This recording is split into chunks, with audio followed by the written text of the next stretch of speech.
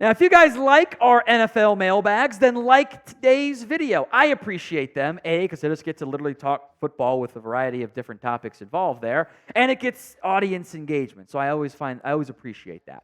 So if you like the mailbags, like today's video right now.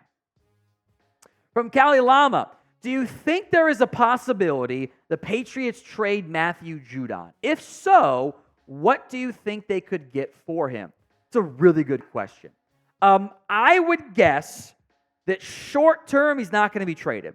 I don't think they shop him before the year begins. I think they want to have him, whether it's realistic or not. I think the Patriots think they can make a playoff push to start the year. So I don't think they're going to be in fire sale mode right now. But what happens if it gets to the trade deadline and Patriots have like 3 wins? And it's like, okay, we're not going to be a real playoff team. And if they don't view Judon as a long-term piece, probably does make sense to start shopping him there. What is he worth? Can he get a 4th-round pick? I think in particular for New England, the potential comp pick might not matter as much because New England is going to have money to spend in free agency. And they're going to want to spend to build around Drake May. Well, if you spend money in free agency, you can't get the comp pick because it will be canceled out. So I do think probably more trade deadline time, depending on how New England is playing. Might hear some very credible Matthew Judon trade buzz. From True Allure, what should the Niners do with Danny Gray? Keep, trade, or cut him? What will the Niners get back? So Danny Gray was, I think, late 3rd-round pick out of SMU. I liked him a good amount coming out. I thought he was a sleeper. Hasn't materialized in San Francisco. You can look at that wide receiver room and go, okay, well, Jawan Jennings is a key piece. He's good. He's going to be there. Brandon Ayuk, Deebo Samuel, 1st-round pick, Ricky Pearsall. They're probably going to make room for Jacob Cowing. There's 5 receivers. Who makes it between Trent Taylor, Ronnie Bell, Chris Conley, and Danny Gray? Multiple guys, barring injuries or a surprise Deebo trade at this point, aren't going to make the team. If you trade one of them, I think you're hoping for a 7th-round pick. I know it was a 3rd-round investment for Danny Gray. He hasn't done much. He offers some vertical threat and speed. That stands out to me. I might gamble for a 7th-round pick. I think it's more likely in the end he ends up getting cut. From Andrew, is this Dak's last year in Dallas? Oh, look, it wouldn't surprise me at this point. For whatever reason, with an organizational philosophy that we frankly haven't seen out of a team since the first time Kirk Cousins was a free agent. Even this is a better quarterback than Kirk Cousins was then. Dallas is like, we'll see. Or we don't want to spend money right now, it doesn't make sense to me. Because every other team with a similar-ish talent quarterback goes, we'll just pay you, it's fine. So, it might be. And there's 0 team control. If a deal wasn't done by week 1, I kind of think he's gone. And that would be a big deal. Because assuming Dak plays just like he did last season, assuming he stays healthy, 2 decently sized ifs, I suppose, we will have not seen a quarterback at that age, at that health, at that level of play, hit free agency in ever? Brady was old. Manning was old coming off injury. Kirk was coming off injury / wasn't as good. It hasn't happened. So where do you think Dak Prescott ranks among NFL quarterbacks? It's the pinned comment on today's video, so if the ad comes on YouTube, take advantage of it. Head down there and let me know. Gavin Powell, this is part of his, I had asked for, trigger me with bad trade ideas. He had a good one. Jalen Waddle for Darius Slayton. This is the old I turned trades off on Madden and accepted it. All right, Dr. Pancake. What would the Giants have to give up for Marshon Lattimore from the Saints? I think the most recent Jalen Ramsey trade might be about proper value given the contract and age and everything, and the fact that it might be more of a player-led decision. I think that it is doable from the way the Saints have structured that restructure, as funny as that sounds. They also made public comments like, we're happy with where we're at. He'll be here. So I don't think a trade is going to end up happening for the Saints, but I think a 3rd-round pick is rough value given age, contract, everything else involved there, which if I were a team like the Giants or Jags or a team that needed a quarterback, I'd have interest there. But I don't know if the Saints are going to. Today's show is made possible by Prize Picks. Prize Picks is daily fantasy made easy. You're picking 2 to 6 player stat projections, more than or less than on said stat projections. Get them all right, you can win some big time money. You could also do the flex play, which means you don't have to get all of them right. You can get 2 out of 3, 3 out of 4. There's room to get one wrong and still come out on top. I always advise the flex play. I think it leads to just better overall return on your picks. Here are my NFL season-long prize picks, knowing you can still do stuff for NBA, NHL, MLB, etc.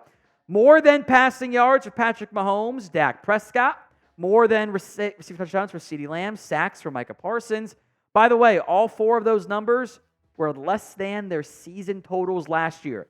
If they stay healthy, they should get there. So go to prizepicks.com/CLNS and use code CLNS for a first deposit match up to $100. Link will be in the comment section and the description of today's show. From my Javier, I think I got that right.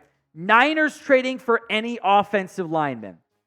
My guess is no, but I certainly would not be mad at it. I wonder if the signing of Chris Hubbard is kind of like their emergency policy on the offensive line. I would have liked to have seen them draft somebody, before the 3rd round that wasn't just Dominique Puny, or spend more than a 3rd and 6th round pick on the spot. I would have liked some major investments there. I do like Puny. I think he could be a starter for them sooner rather than later. But man, that right side of the line, including center, I didn't love when the year ended. Still don't love it now. Andres Rodriguez, do you think Dak could be traded? No way the Cowboys trade him if they don't make any progress. Well, that's the biggest issue. It's twofold here. Number one, Dallas has chosen not to make much progress. Like, they didn't meet with the agent at the combine. They were like, it's fine, we know him. They're like, yeah, we're the ones who don't want to make progress. Like, they should have said, if you have issues with how we're handling it, it's on us. We are choosing to wait. Also, Dak has a no-trade clause. So if Dak is just, think about this, if you're Dak, by the way, do you want a team to give up 2, whatever, let's say it's 2, there's like the other big QB trades, 2 first-round picks and make your new team worse? Or are you like, nah, I'm 3 months away from being a free agent. I'm just going to play it out in Dallas, where he does want to be at his end, but the money's not right. So I don't think a trade will happen, because if it was going to, it should have been done the day the season ended. And they should have said, you know what, it's just not going to work here. Dak, let's work with you to find a new destination. Then we can give Trey Lance a year at the helm and see what he's got. My issue with the Cowboys process, it's been bad no matter if it's a rebuild or an all-in. Both processes have been bad. From Sean, could a Tristan Wirfs trade happen if no deal? Well, I think a deal gets done. We have seen Wirfs play at a high level on the left side and on the right side. I think that he is going to get paid a record-setting amount of money, which will have been a very expensive offseason for Tampa. They've paid Winfield, they've paid Baker, they paid Mike Evans. Champagne problem, right? Oh, no, we have to pay our best players. Find a way to make it work. Now, if it's a disaster and Tampa goes, we have no more money or something crazy like that, they should be able to get a haul for him. Remember that Laramie Tunsil deal? That should be the cost at minimum. It should be a first and change, as far as I'm concerned. So do you agree with me? Is Wirfs work a first-round pick? I think I said that right. Y for yes and for no in the comments section. From Friesen, where would Jamal Adams play on the Ravens with Hamilton and Williams there? My guess, big nickel or just outright linebacker. Like, he's going to be a box player, which is what he's been for most of his career as of late. He's not going to be an every down starting safety. He's not going to start over Kyle Hamilton, who I love, by the way, one of my favorite players in the NFL. Not going to start over Marcus Williams, who's a really good free safety. Now, Geno Stone's gone, so there's a safety snap rotation, 3 safety looks room to be added there. You'd probably play Adams a bunch in the box. It would almost maybe be like your backup inside linebacker, extra box safety type. He'd be a rotation piece. I don't think he'd be an every down starter, barring bad injuries. From Jace, with Tua's past injury history, do you think it's a good idea to give him a lot of guaranteed money in his upcoming contract? Also, how much guaranteed money do you think he will get? It's a great question, Jace. And I think it's a very valid concern to have over Tua. He had a couple very scary concussions in a very short period of time, not to mention a variety of previous injuries in the past. I think you've nailed the number one concern with trying to pay Tua, because most guys also get bonus injury guarantees. Guaranteed money-wise, like he's not going to get the fully guaranteed deal like Deshaun Watson. It's probably not going to be as long as the Joe Burrow-Herbert deals, but he's going to ask for, at minimum, $170 million guaranteed. At minimum. So, that's a lot of money. So if you are worried about the injuries, maybe Miami's not, but if you are really worried about those injuries, that would be a valid reason to have some concern there. Now, we will have all the latest and greatest NFL news for you, even as the NBA offseason comes into fold here. Hit that sub button so you don't miss out. Gavin Powell. Okay, I'm done with this. Is Darren Waller retiring? Because I'm done with the nonsense that says he's retiring. If he is, why? So here's the thing. Maybe. We don't know. Darren Waller, there have been conflicting reports of he's retiring. He's not retiring. He's considering it. Maybe he is. Look, here's my mindset. If it is May and you are under contract and you don't know if you're going to retire or not, I think you know you're going to retire.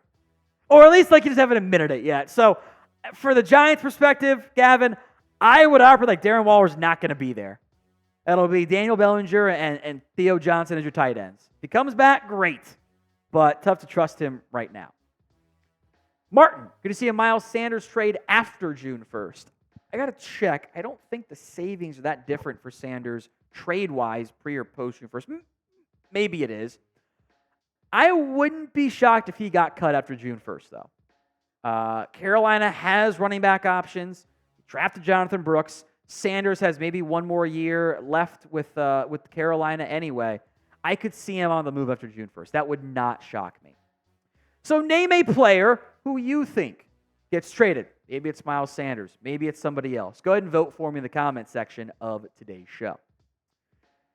Epic Jet. If Nick Chubb doesn't return until week 5 and he doesn't seem to be 100% right, is Chubb gone next year? Probably. He's a free agent, if I recall correctly.